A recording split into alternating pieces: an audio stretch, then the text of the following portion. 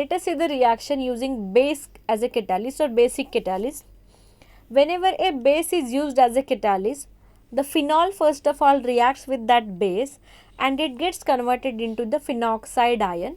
The structure of phenoxide ion is given here, in which H plus of OH group has been lost. It has been taken up or abstracted by the base.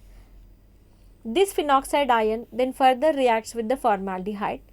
In formaldehyde, carbonyl functional group is present.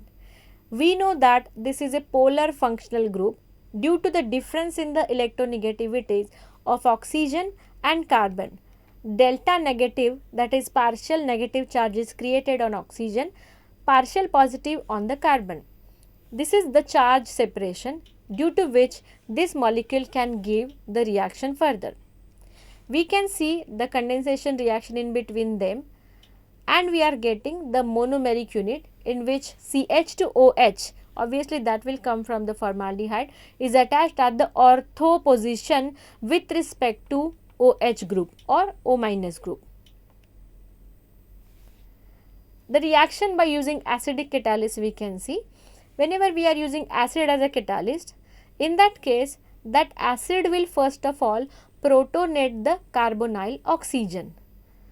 H plus from the acid will be abstracted by the oxygen because it is carrying a lone pair of electron, and we are getting a protonated formaldehyde, in which there is a positive charge on oxygen because oxygen has lost its lone pair of electron for the formation of bond with the H plus. We are getting in this case also the ortho substituted monomeric unit. Let us see the reaction, or the general reaction giving rise to ortho as well as para or polysubstituted monomeric unit. The reaction is in between again formaldehyde and phenol, giving rise to one ortho derivative, one derivative in which one ortho and para position has been substituted by CH2OH, and last one all the ortho and para positions has been substituted by the CH2OH group. Once the monomer is formed, the next step is the polymerization. As I have told you, if the polymerization is giving rise to a linear chain, obviously there will be a loss of water molecule like this, and we are getting a linear chain in which two rings are connected to each other by CH2, that is methylene group. Linear chain polymer is Novolac, example, which is used in the paints.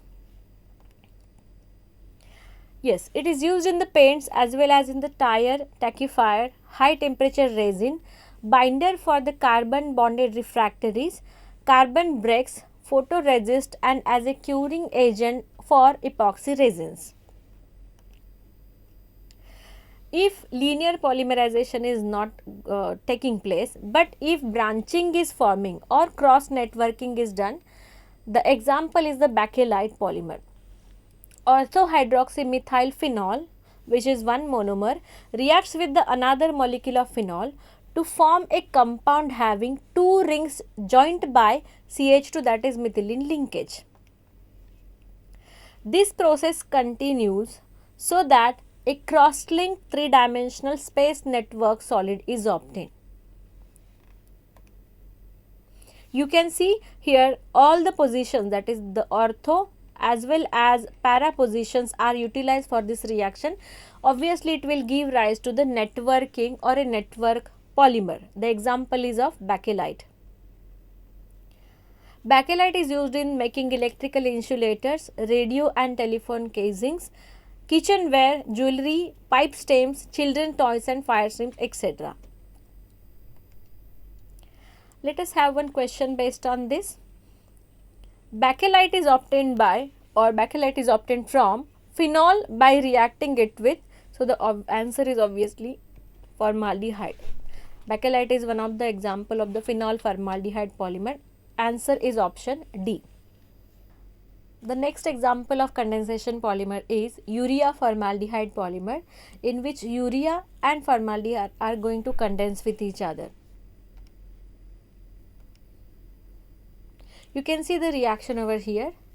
The formaldehyde molecule is getting condensed with urea molecule, and just like in the case of the previous example, phenol and formaldehyde were reacting with each other giving you the condensation product. Here also we are getting a condensation product giving rise to this new type of the structure in it.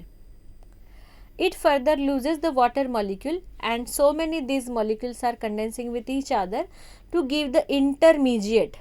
When this intermediate is getting polymerized, we are getting urea formaldehyde polymer. Just like urea formaldehyde polymer, if we are using the melamine as one of the monomer along with the formaldehyde, it will be called as the melamine formaldehyde polymer, in which these two are connected or condensed with each other, giving rise to intermediate which is called as the resin, which on further polymerization yields melamine formaldehyde polymer. This is the structure of melamine.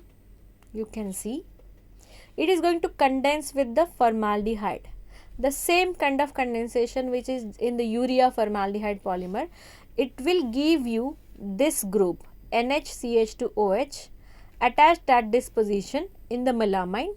This intermediate is called as a resin intermediate. So many molecules or n number of these resin intermediate molecules are going to condense, or you can see polymerize with each other, giving rise to a melamine polymer. This is very popular polymer. We can see why, because its uses are in the manufacturing of unbreakable crockery. These kind of crockeries which are formed by the melamine polymers, they are unbreakable and very cheap. We can solve one question based on step growth polymerization. The question is, which one of the following is classified as a condensation polymer, that is step growth polymer? Options are acrylonitrile, Dacron, neoprene and Teflon. Acrylonitrile, neoprene and Teflon are the addition polymers. Acrylonitrile and Teflon methods of preparation we have already seen. For neoprene, which comes under the type synthetic rubber, we are going to see its method of preparation later, but it is also an addition polymer. Dacron, option B, which is also called as terylene, is the condensation polymer. So, option B is the correct answer for this question.